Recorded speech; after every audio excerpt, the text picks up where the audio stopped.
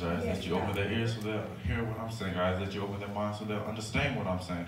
And God, I ask that you let somebody be blessed and touched about the words that you have to speak through me, oh God. And I ask this in your son Jesus' name, amen and amen. Amen.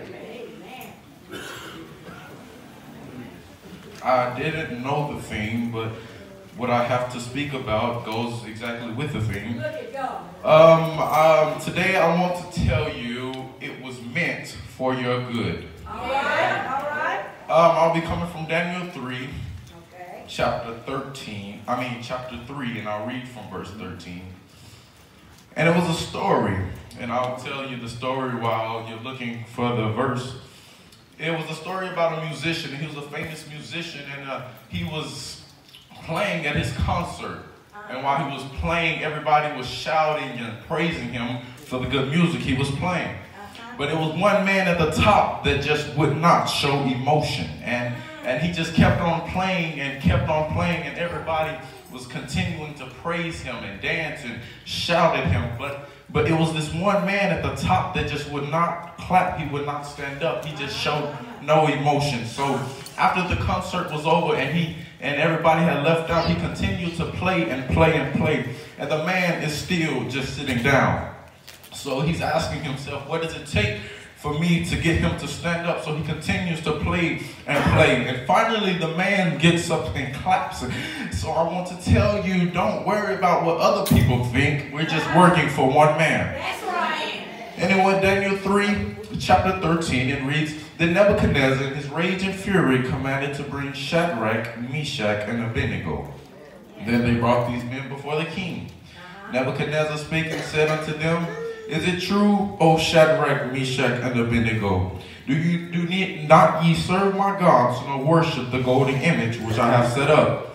Now if ye be ready, that at what time ye hear the sound of the cornet, the flute, the harp, the sackbut, and all the music, ye fall down and worship the image which I have made well.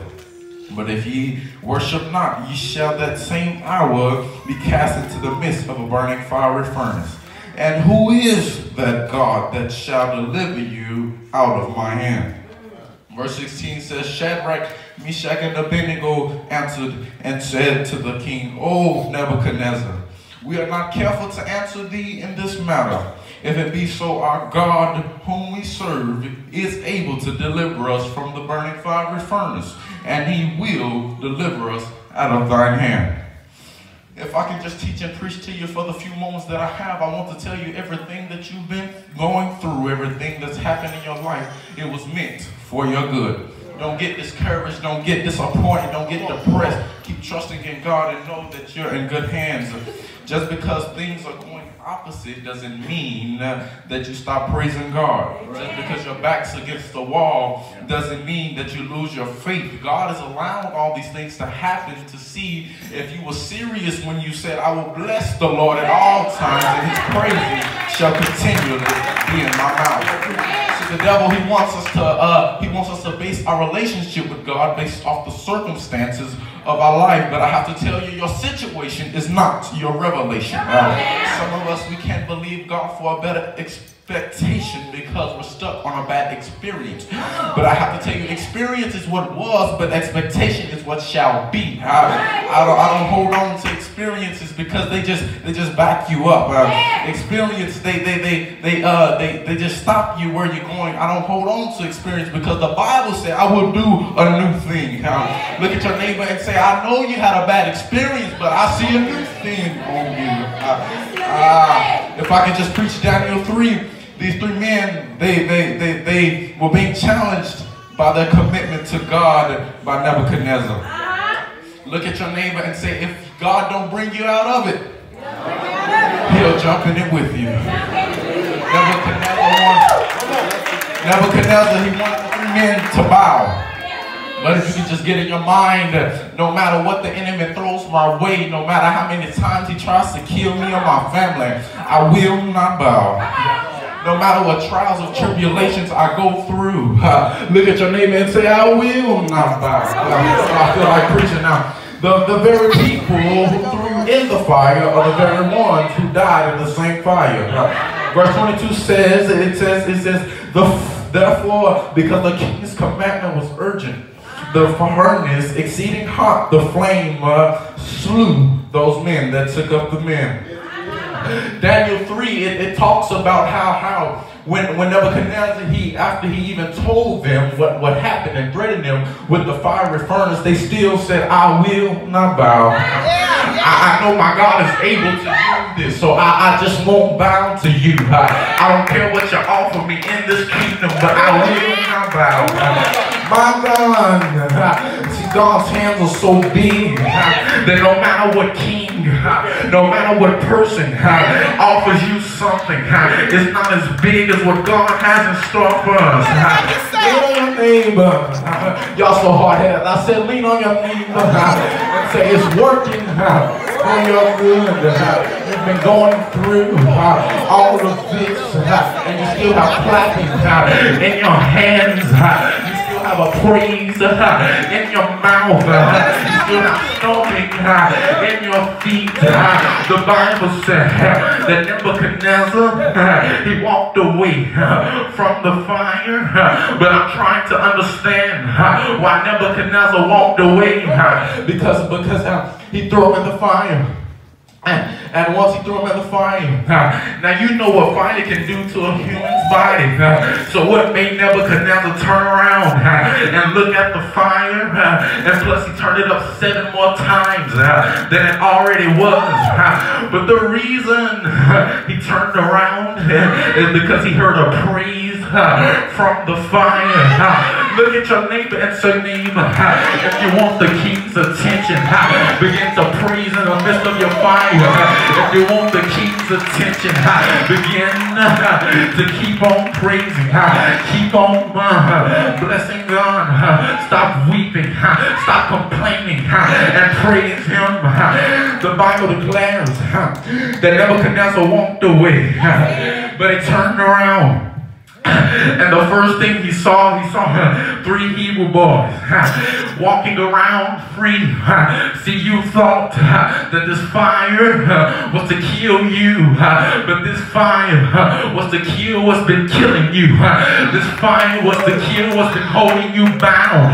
This fire was to kill what's been blocking your blessing. Oh God. See what I'm talking about. The 3 Hebrew boys. Nebuchadnezzar said, if you don't bow, I'm going to have to throw you in the fiery furnace. But the 3 Hebrew boys said, I'm not careful to answer thee in this matter. The God whom we serve is able to deliver us out of the burning fiery furnace. And He will. I said He will take control. He will bless me. He will come to my rescue. He will. I'm leaving. I'm gonna sit down now. But when Nebuchadnezzar, when it turned around, he said, I thought we threw in 3, but now I see 4 walking around free. See, you thought you won the battle by yourself because God was quiet, but He was there all alone. He was there by your side. Oh, I can't get no help in here. Oh, I hear Him saying, I will never leave you. I won't forsaken you. Verse 17 says, our God whom we serve, He will. They had so much faith in God. They didn't say, I think He will. They didn't say, I just hope God will. They said, He will deliver us out of thine hand. No matter if we burn up, but He will deliver us out of your hand. Oh God. If you go down to verse 19, it talks about that when they were in the fire and when they came out to all the other kings and all the other people, they had no scars, they had no burn marks, their clothes wasn't burned, their face wasn't burned, but they were in the fire. And Nebuchadnezzar said, turn it up 7 more times, but it just burned. the things that were holding them bound. It just burned the shackles around their feet. It was burning the ropes around their hand. With that in mind, I want to look up at God and say, turn up the fire. Oh God, I'm closing. But I just have to tell you that whatever you're going through, don't lose your faith. Whatever you're going through, don't lose your spirit. God will. Oh yeah. Oh yeah.